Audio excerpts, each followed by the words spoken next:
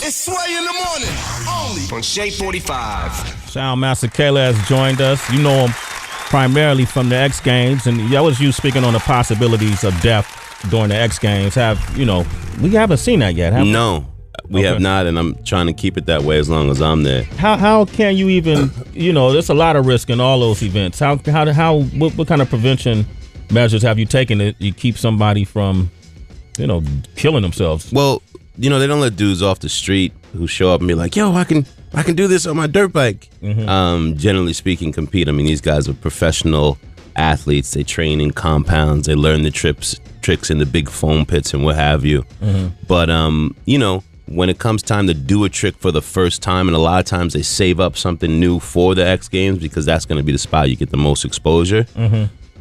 It gets stressful because there's so many mitigating factors.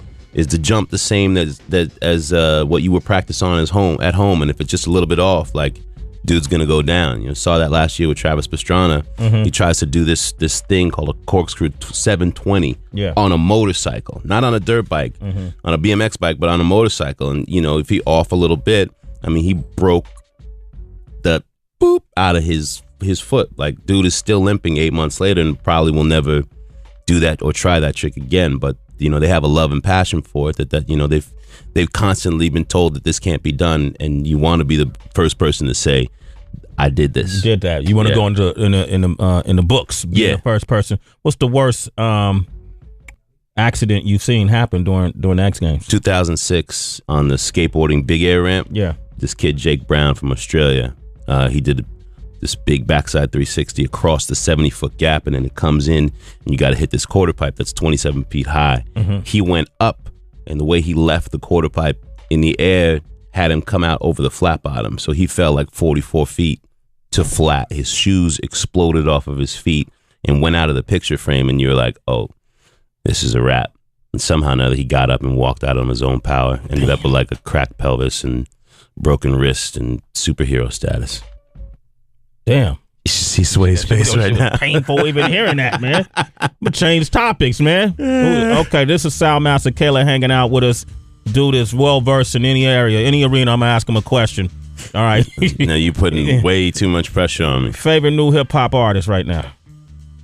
Favorite new hip-hop artist right now? Mm-hmm. My favorite new artist is probably J. Cole. J. Cole? Yeah. All right. I like him. People are like, oh, he's soft. I'm like, nah, I like that he's got a little bit of positivity to his swagger. Okay. And I like that joint that he did with Mary. Okay. All right. Okay. All right. See, he's up on it. Favorite angler of all time? Angler? Yeah. As in fisherman? Yeah. Yeah. Jesus. All right. That's a good one, man. All right. Favorite porn star? Sal Masekela. Go ahead. Oh, man. I watch porn. You never watch porn? Favorite porn star of all time. I'm gonna have to go with an old school joint. Okay. Just because she helped raise me. This is Jenna Jameson. Jenna Jameson, all right. She helped raise all of us. Okay, yes, she did. She's still at my house right now, locked up in a cabinet. All right, and then finally, favorite filmmaker. Favorite filmmaker.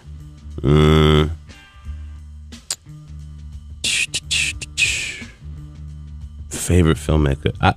Right now, just from a comedy standpoint, I like Apatow and his gang. Like all the stuff they've been doing. I like all the stuff that they've been doing. But not my favorite, filmmaker of all time. But I like the run they've been on.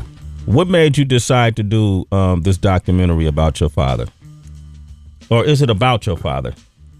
It's about my dad, but I think it's about us. Mm-hmm. I grew up in music. I grew up in New York City. I grew up in Staten Island, Manhattan as a kid. And I was in jazz clubs with my father growing up and traveled the world with him and got to see, music at its core level from a very young age, like 3-4 years old. Those are some of my first memories with my father. And then, I played in the band and was in the choir and all the stuff you do as a kid in New York City. And then my family picked up and moved. My mother and stepfather picked up and moved to Southern California quite suddenly. And suddenly I was in a place where there were no arts. And that's how I discovered these new arts. My new music became skateboarding, snowboarding, surfing, and that changed my life.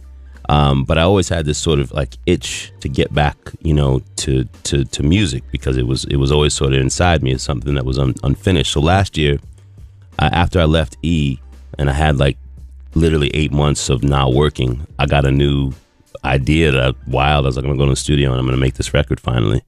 And so while I was in the studio recording this record, we started documenting it a little bit, and that's really how this happened. My partner Jason Berg, who directed the film, he just said, you know what, you gotta let me go in and sit down with your dad, and it came from a sit down interview with my father that it expanded from being, just some content around making this record into becoming this film that got accepted somehow to the Tribeca Film Festival. And the film is called Alakesam.